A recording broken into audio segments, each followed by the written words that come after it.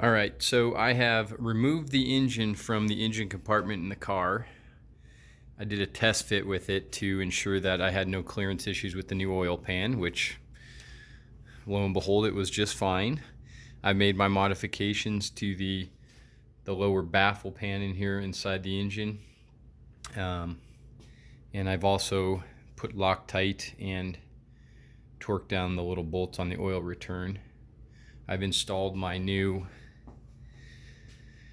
dipstick, which I may or may not needed to have done, but it was recommended with the oil pan purchase with Holley, so I got it. Make sure you got enough oil in the engine. And I've cleaned the surface and degreased it. I've applied my RTV on the little connecting points between the harmonic balancer cover and the rear transfer case area or transmission bell housing area. So at this point, I've got the oil pan lined up inside the pan, and I've installed 4 bolts and threaded them slightly through. It's recommended that you do that just to keep the oil pan in place while you set it on top of the engine.